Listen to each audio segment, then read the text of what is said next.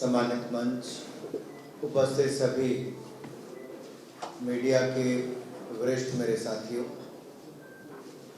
सबसे पहले तो मैं आप सबका आभार प्रकट करता हूं कि सुबह की इस प्रेस वार्ता में वरिष्ठ मीडिया के हमारे सहयोगी भी यहाँ पर सब मौजूद हैं। और जब हम अपने राज्य उड़ीसा आते हैं और जहाँ मोदी सरकार का एक बहुत बड़ा योगदान विकास के लिए केंद्र सरकार की ओर से हर तरह की मदद, उस पर भी मैं आऊँगा। लेकिन जब मैं अपना राज्य कहता हूँ तब मेरा सबसे पहली बार कटक में आना 1990 में हुआ, जब मैं पंजाब की अंडर 16 क्रिकेट टीम का कप्तान था विजय मर्चेंट ट्रॉफी में, और पंजाब पहली बार उस समय चैंपियन बना। तो मेरे लिए तो उड़ीसा के साथ नाता बहुत भावनात्मक रूप से भी है। मैं पहली बार सन टेम्पल देखने गया तो उस समय गया, और शायद फाइनल से पहले ही वो 2 दिन की छुट्टी एक अवसर मिला था देखने का। लेकिन आज तो जब G20 की बैठक होती है तब प्रधानमंत्री जी स्थान कौन सा चुनते हैं, दुनिया को संदेश क्या देते हैं, बैकड्रॉप पे कुछ और नहीं, पूरी दुनिया भर में उड़ीसा की हमारी एक पहचान। 75 वर्षों में किसी प्रधानमंत्री ने ये नहीं किया। विकासात्मक कार्यों पे मैं आऊंगा, मुझे उसमें बोलने में कोई दिक्कत नहीं, आंकड़े बहुत कुछ कहते हैं। लेकिन एक चर्चा का विषय देश और दुनिया भर में बना कि प्रधानमंत्री के पीछे बैकड्रॉप में क्या है। ये कोई सामान्य घटना नहीं है। ये मोदी जी के मन में भारत की परंपराओं को लेकर, भारत के साहित्य को लेकर और विशेष तौर पर उड़ीसा के राज्य को लेकर जो प्रेम है, जय जगन्नाथ के साथ जो उनके आशीर्वाद के साथ, चाहे गुजरात के मुख्यमंत्री थे या प्रधानमंत्री बने, रथ यात्रा से लेकर कोणार्क सन टेम्पल से लेकर बाकी अन्य एक के बाद दूसरे उनके कदम उस दिशा में ही थे कि इस महान धरती के उन सब बातों को नई ऊंचाइयों पर लेकर जाएं और इसके विकास में कैसे योगदान। मैं आते आते धर्मेंद्र भाई से पूछ रहा था कि भाई साहब, हमारे जो माइनिंग के समय हमने कुछ बदलाव किए, उससे क्या फर्क पड़ा होगा उड़ीसा में। मित्रों, इतना ही फर्क पड़ा कि आमदन 10 गुना ज्यादा बढ़ गई, 10 टाइम्स। माइनिंग के क्षेत्र में जहां 5,000 करोड़ नहीं आता होगा, 50,000 करोड़ आता होगा। लेकिन उसको लाने के लिए रेल परियोजनाओं का लाभ कहां पर है। अगर ट्रैक ही नहीं होंगे तो ढुलाई कैसे कर पाओगे। यूपीए की सरकार के समय मात्र 5,190 करोड़ रुपया, 5,190 crore rupees was spent during the UPA time, and in the NDA time 56,818 crore rupees, लगभग 11 times more, 11 गुना ज्यादा पैसा। अगर सड़क से ढुलाई करनी हो तो क्या होगा। तो वहां जब 4,160 4,160 crore rupees during the UPA time, and now 28,251 crore rupees, 7 गुना ज्यादा। आने जाने के लिए चाहे यात्री हो या माल भाड़ा हो, दोनों को ही लाभ रेल और सड़क की दृष्टि से दिया है। और जहां मैं ग्रामीण सड़कों की बात करता हूं, अटल जी की देन प्रधानमंत्री ग्रामीण सड़क योजना, किस तरह से मोदी जी ने उसको नई ऊंचाइयों पर ले जाके गांव-गांव तक पहुंचाने का कार्य किया। एक समय था जब टैक्स कलेक्शन होती थी, लेकिन उतना पर्याप्त जिससे विकास नहीं हो सकता था। वन नेशन वन टैक्स, ये हमारी पार्टी, हमारी सरकार लाई, और आज अंतर देखिए राष्ट्रीय स्तर पे क्या है और उसका उड़ीसा पे क्या फर्क पड़ता है। प्री जीएसटी और अब में बहुत अंतर है। मैं प्री जीएसटी में भी छोड़ देता हूं, चलो हम जीएसटी की अभी की बात करते, प्री कोविड लेवल की 2 साल पुरानी, 90,000 करोड़ रुपीस मुश्किल से इकट्ठा होता था एक महीने का। And what is the collection today? 1,62,000 crore rupees per month. उससे पिछले महीने क्या था? 1,60,000 करोड़। उससे पिछले महीने 1,60,000 crore.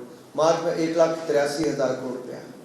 On and average 1,60,000 crore rupees अगर आपकी कलेक्शन होनी शुरू हुई तो उसका बहुत बड़ा लाभ मेरे राज्य उड़ीसा को मिला। पहले एनुअल कलेक्शन जो टैक्सेस की थी वो यूपीए के टाइम पे लगभग 12,428 करोड़ रुपीस थी, जो अब बढ़कर 49,442 करोड़ रुपीस, 4 टाइम्स मोर। अब मैं सारे आंकड़े पे जाऊंगा तो बहुत लंबा समय लग जाएगा। I can give you a sum up कि क्या क्या हमने दिया है। यूपीए के टाइम पे जब कांग्रेस की सरकार थी, 2,63,243 crore rupees were given by the UPA towards the state of Odisha. 2,63,243 crore, और अब बढ़कर हो गया है 18,83,654 करोड़ रुपीस। जो एक्ट ईस्ट पॉलिसी मोदी सरकार की है वो यूपीए की लुक ईस्ट से कई गुना बेहतर है। वो केवल देखने की बात करते थे, यहां एक्शन बोलता है मोदी का कि उड़ीसा के लिए और पूर्वोत्तर के लिए क्या किया।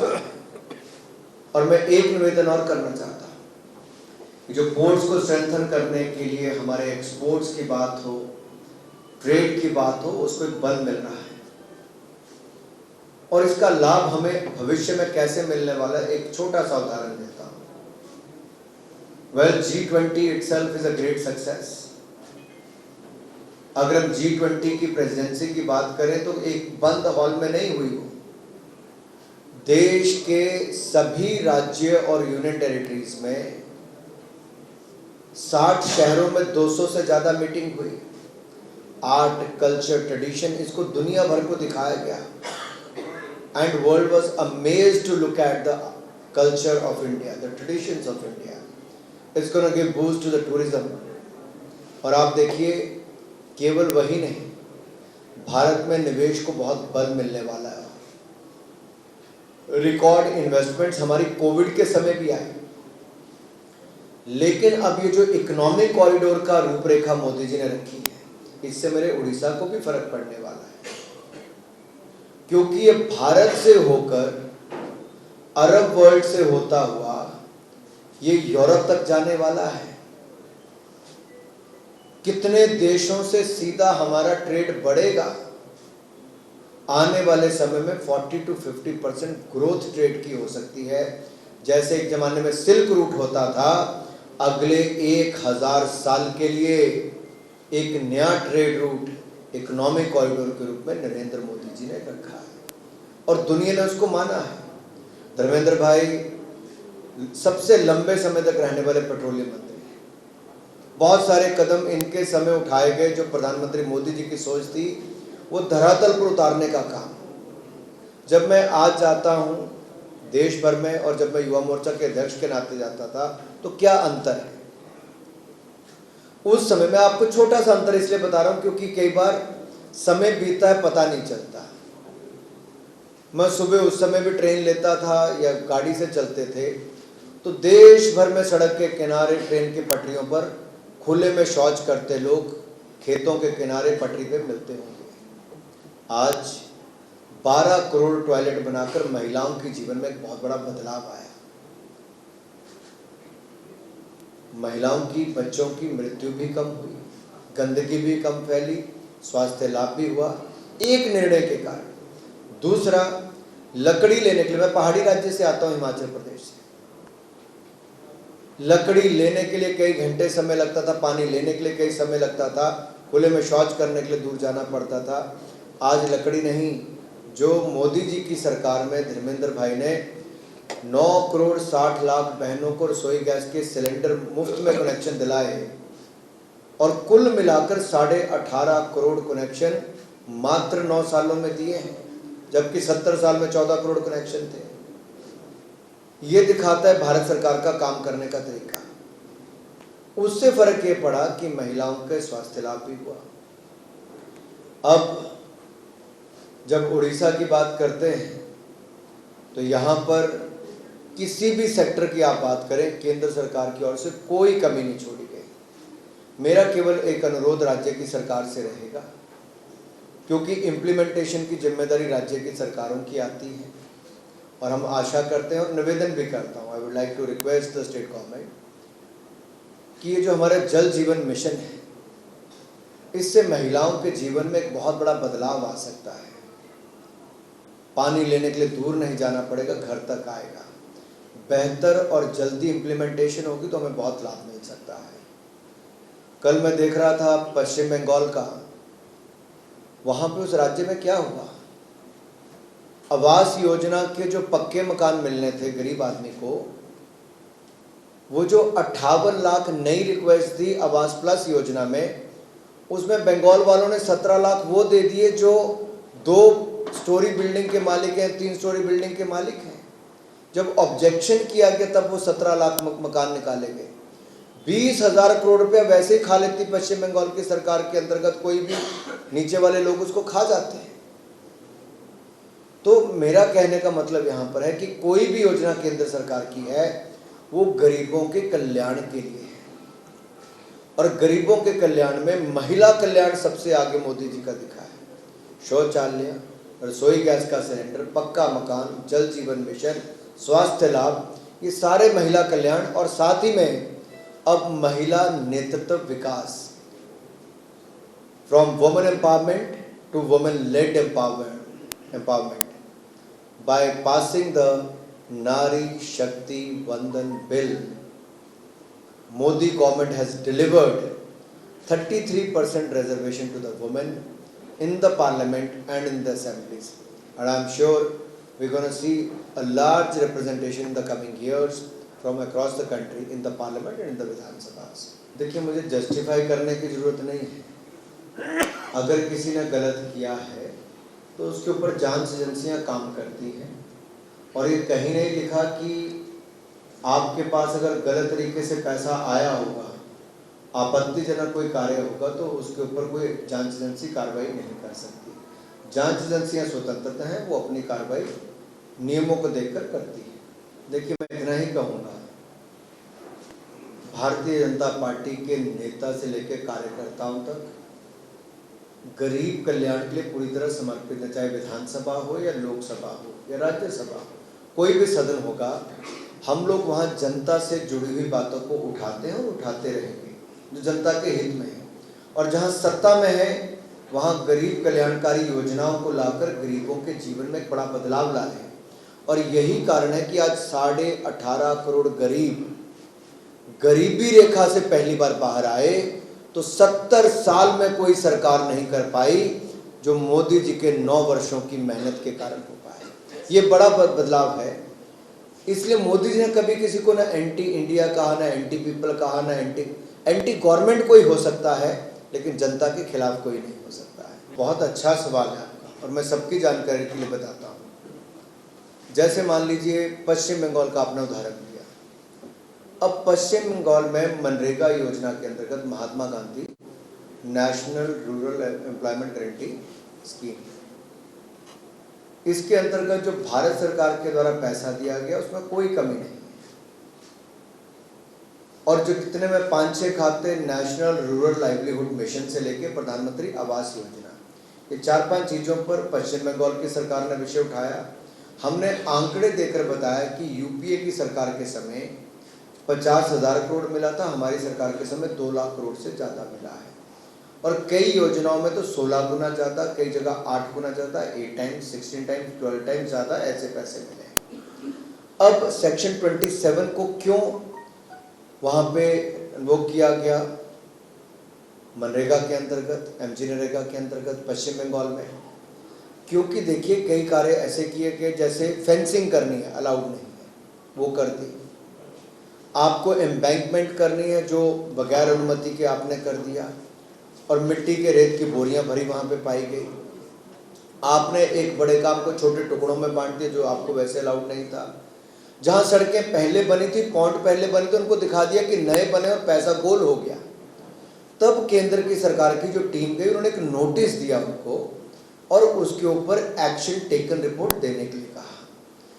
पश्चिम बंगाल की सरकार ने एक्शन टेकन रिपोर्ट तो कुछ नहीं, लेकिन एक वापस जवाब दिया कि इस पे ये करना चाहिए। तो भारत सरकार ने फिर लिखा कि ये करना, कहना नहीं, करना चाहिए और दंडात्मक कार्रवाई कीजिए, पीनल एक्शन लीजिए।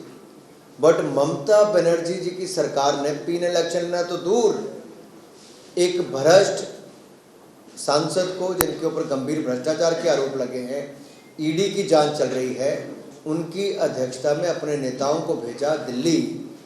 और किसको बचाने के लिए? जिन लोगों ने गरीबों के मकान और गरीबों की दिहाड़ी का पैसा दोनों खा गए। राज्य की सरकार ने उनसे पैसा वापस जमा कराने के बजाय अपने राज्य के खजाने में से पैसा जमा करा दिया कुछ हद तक।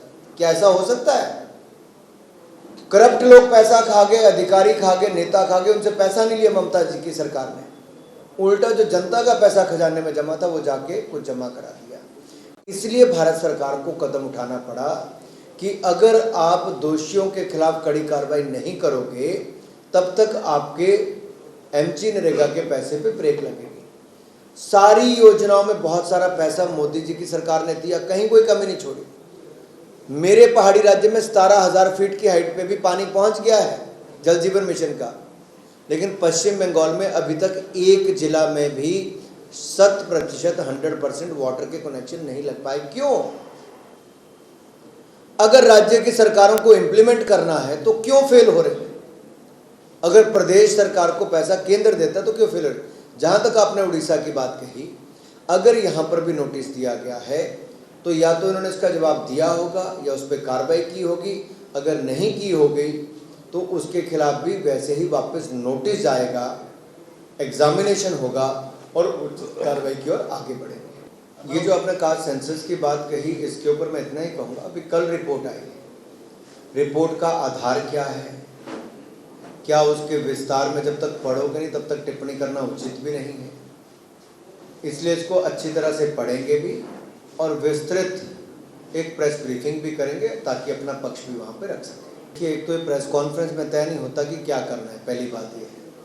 दूसरी मैं कहता हूँ कि भारतीय जनता पार्टी वो राजनीतिक दल है जो कार्यकर्ताओं के दम पर चुनाव लड़ती भी है, जीतती भी है, और आज दुनिया का सबसे बड़ा राजनीतिक दल है।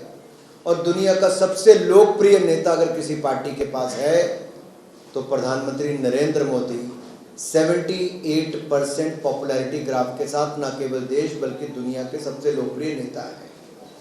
जहां तक चुनाव की बात है, भारतीय जनता पार्टी हर चुनाव दम खम से लड़ती है और अच्छे नतीजे भी उसके हमने पूर्व में देखे हैं और आप भविष्य में भी देखोगे चुनाव पूरे दमखम के साथ लड़ेंगे और अच्छे नतीजे भी आएंगे। देखिए, पहले तो आपका धन्यवाद। आपने कहा कि नारी शक्ति बंधन बिल जिसके माध्यम से 33% आरक्षण महिलाओं को मिलेगा, आपने उसका स्वागत किया, मैं आपका धन्यवाद करता हूँ। दूसरा, आपने चिंता जताई कि कब लागू होगा। डिलिमिटेशन कमीशन और सेंसस, ये दो काम होने जरूरी हैं जिसके आधार पर ये होगा। तो सेंसस होने वाला है, उस पर एक रोक लगी हुई थी, वो अभी हो जाएगा। कोविड के चलते 2021 में नहीं हो पाया। जैसे ही लोकसभा के चुनाव खत्म होंगे वैसे ही सेंसस की प्रक्रिया भी शुरू होगी और डिलिमिटेशन कमीशन भी बैठेगा। और जब वो बैठेगा तो फिर संख्या के आधार पर उनके क्राइटेरिया होता है, उसके आधार पर वो लेंगे, ताकि किसी राजनीतिक दल को ये कहने का मौका ना मिले कि इस सीट को आपने आरक्षित कर दिया है, उस सीट को आरक्षित कर दिया। बहुत सारी जगह राज्यों में ये आरोप लगते हैं कि किसी एक सीट को रिजर्व कर दिया जाता है, किसी नगर पालिका जिला परिषद को भी पोस्ट के हिसाब से वैसे रिजर्व। तो हम नहीं चाहते कि हमारे ऊपर कोई आरोप लगाए। बिल्कुल निष्पक्ष इस पे सेंसस के बाद डिलिमिटेशन कमीशन अपना काम करे और महिला आरक्षण बिल को जल्द से जल्द लागू करे। मैंने पहले इसका उत्तर दे दिया। अभी तो जो आ रहा है एक राज्य का उसमें क्या आ रहा है उसको हम अध्ययन करके फिर उस पर अपनी टिप्पणी देंगे।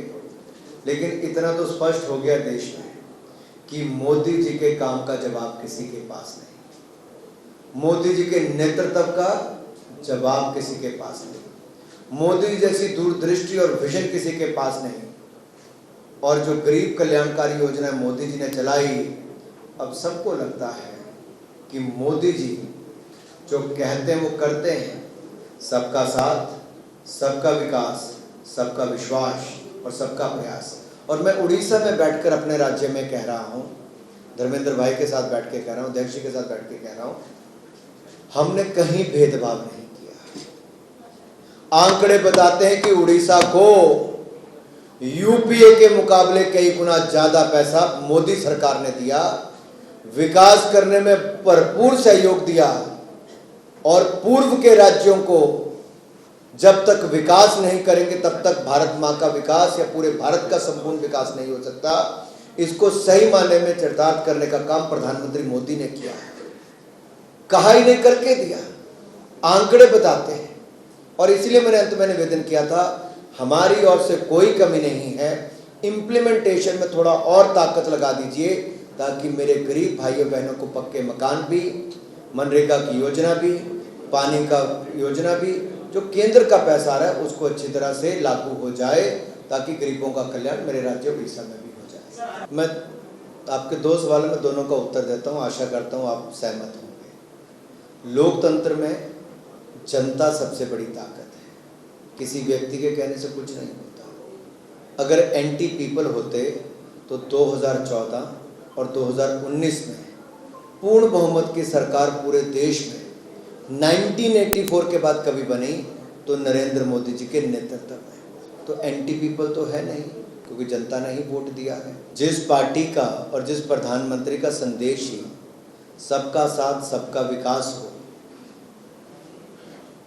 वो तो एंटी नहीं हो सकता। दूसरी बात मैं आपको आंकड़े देके बता रहा हूँ, 4 करोड़ पक्के मकान बने, 12 करोड़ टॉयलेट्स बने, 13 करोड़ घरों को नल से जल दिया गया, 9 करोड़ 60 लाख बहनों को रसोई गैस के सिलेंडर मुफ्त में कनेक्शन मिला, 60 करोड़ लोगों को 5 लाख का इलाज आयुष्मान भारत योजना में मिला, 220 करोड़ वैक्सीन मुफ्त में लगी, 80 करोड़ लोगों को 2.5 साल तक मुफ्त में राशन मिला। क्या किसी एक व्यक्ति से हमने पूछा, हिंदू हो, मुसलमान हो, सिख हो, ईसाई हो? नहीं पूछा। जिसका हक था उसको दिया और सबका साथ सबका विकास किया। We are pro people and pro poor government, and 1% saying it doesn't mean anything to us. It is the people of the country who believe in Modi, who believe in the policies of Modi, and he has proved by doing it for the welfare of the people. And at the same time, when he talked about reform, perform and transform, he has shaped the country by bringing in reforms. And if you look at the defense production, it stands at 1 lakh crore rupees today with 16,000 crore rupees export. From being the largest importer of the weapons to 1 lakh crore rupees defense production. At the same time, if you look at the space sector, we were nowhere, and today India is the only country in the world who had a successful Chandrayaan mission where it landed on the South Pole. It never happened before. One after another, in any sector you see, India is doing well, because we believe in their performance. And for that, whatever reforms were required, we have brought in those.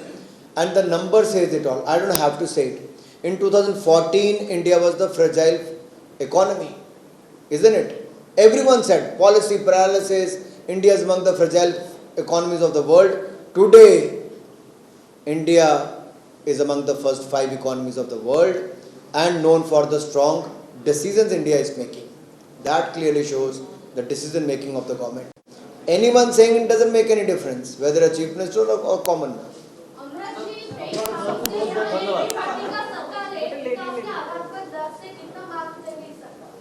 देखिए, सत्ता को कितने marks देने हैं वो media दे सकता है, जनता दे सकती है। अनुराग ठाकुर तो यहाँ कमल के फूल के लिए वोट मांगने आएगा ताकि भारतीय जनता पार्टी की जीत हो, और हम तो यही चाहते हैं कि मोदी जी के जो काम है वो जन जन तक पहुँचे और उसको लाभ मिले। जब तक हमारी अपनी सरकार नहीं बनती तब तक हम दूसरों से अनुरोध करें, भाई इम्प्लीमेंटेशन करो, गरीबों का कल्याण करो।